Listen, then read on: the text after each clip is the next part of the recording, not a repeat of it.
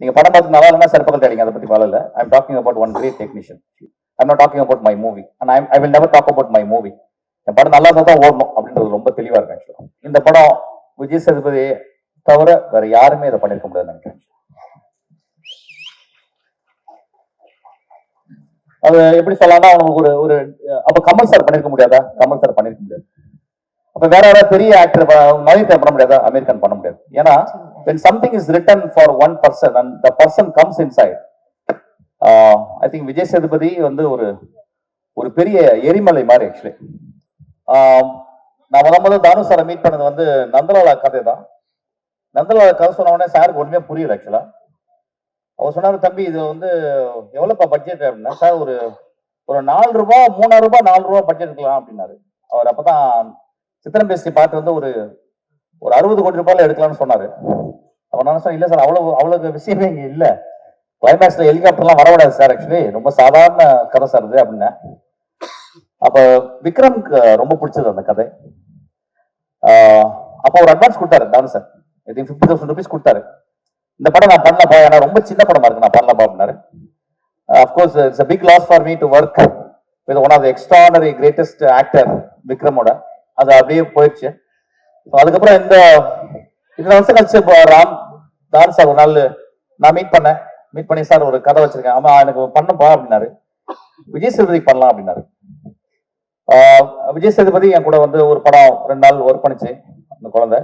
இப்போ 10 வருஷம் கழிச்சு நாங்கள் 2 பேரும் ஒன்றும் இல்லை, சண்டையில் சும்மா 2 பேரும் ஒரு சின்ன ரிஃப்ட். நான் வந்து ஒரு ஆடிஷன்ல வந்து அவரை வந்து ஒரு I think I tend give a proper space to him. So I said no, இந்த படத்தில் நீங்கள் இல்லைன்னு. அப்புறம் தம்பி வந்து is become one of the greatest actor. அதுக்கப்புறம் வந்து சைக்கோ பார்த்து வந்து என்னை பார்த்து ரொம்ப கட்டிப்பிடிச்சு முத்தம் கொடுத்துச்சு. நான் அன்னைக்கு I found one of my not only a great actor, one of the great human being நான் அவரை பார்த்தேன். ஸோ நான் சொன்னேன், sir is such a human being and a fantabulous actor, நான் அவர் கூட ஒர்க் பண்றேன் சார் சொல்லிட்டு நான் வந்து அந்த கதை வந்து நான் எழுதினேன்.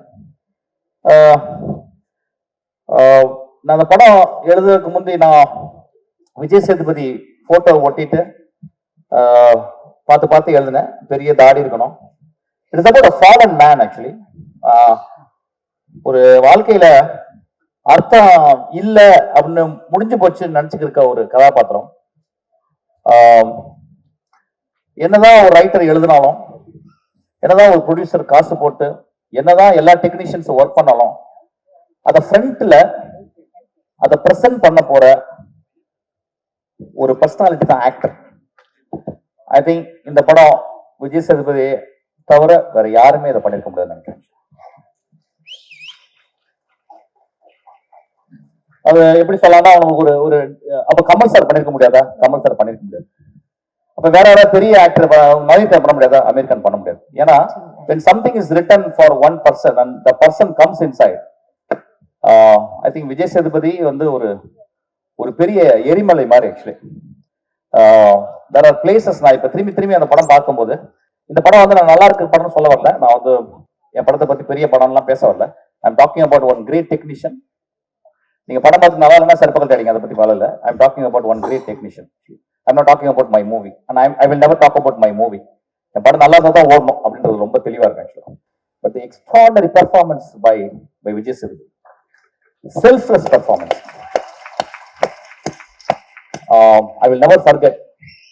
நான் லைஃப்ல வந்து ஒரு பெரிய ஒரு லாரன்ஸ் ஒலிவியே அல்லது ஒரு மிஃபுனே அது ஒரு சோய் மீன் சிக் அவங்களாம் ஒர்க் பண்ண முடியல. But I work with Vijay Sethupathi. அப்ப நான் யோசிச்சு பார்த்தேன், ஒரு கலைஞன் ஒரு ஆக்டர்னா என்ன அப்படின்னா ஸ்பான்டானிட்டி. உடனடியாக ஒரு இதயத்துல இருந்து ஒண்ணு வரும், அதுதான் ஃபர்ஸ்ட் டேக். நான் அந்த படத்துல வந்து விஜய் சேதுபதிக்கு ஐ திங்க் 2 டேக் கூட போகல. எந்த ஷாட்டுமே நான் 2 டேக் போகல, ஒரே டேக் தான்.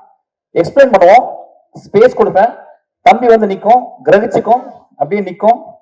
நான் கேமரா சொல்லுவேன், எனக்கு வந்து நான் பிளாக் பண்ண மாட்டேன். Because I think Fauzi was so grace enough to give me a chance to be a second unit cameraman actually. So நான் கேப்சர் பண்ணும்போது நான் ஆக்டர்ட்ட இன்ஸ்ட்ரக்ஷனே கொடுக்க மாட்டேன். நான் சொல்லுவேன், நீங்க ஒண்ணு பண்ணுங்க, நான் ரிஹர்சல் பண்ண மாட்டேன். ஏன்னா அந்த ஸ்பேஸ் சின்ன ஸ்பேஸ், அது ஒரு ட்ரெயினை நீங்க டிஃபைன் பண்ணா 24 இன்ச்சு தான் ஆக்சுவலி. ஆர்ட் டைரக்டர் வந்து என்ன பண்ணாரு, ஒரு 40 இன்ச்சியா போட்டு சார் பெரிய கேமரா நோன்னு சொன்னா. ஐ set I want the same train, because how much ever ஒரு டைரக்டருக்கு எவ்வளவு கான்ஃபிளிக்ட் இருக்கோ அந்த அளவுக்கு அவர் கிரியேட்டிவ் வரணும்னு சொன்னார்.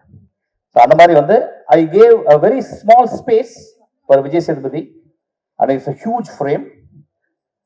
அவர் வந்து அதுக்குள்ள அவர் பண்ணது, அதை நான் கேப்சர் பண்ணது, it was a delightful experience for my life.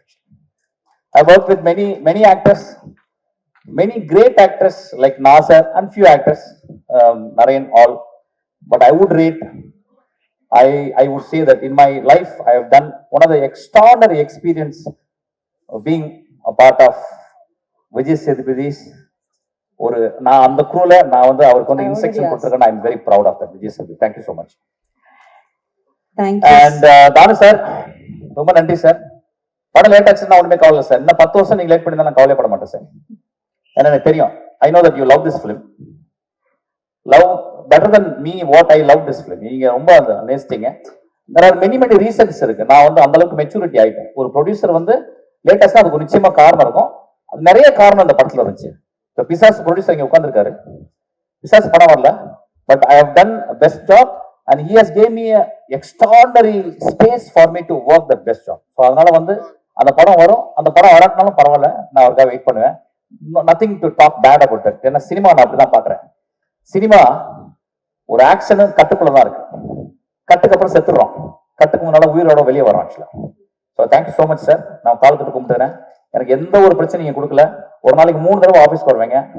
உங்களை மாதிரி ஒரு ரொம்ப வருஷத்துக்கு அப்புறம் இளையராஜா மாதிரி ஒரு பெரிய சுறுசுறுப்பான ஒரு மனிதரை பாக்குறேன். You are big inspiration for me sir. Thank you so much. Thank you sir.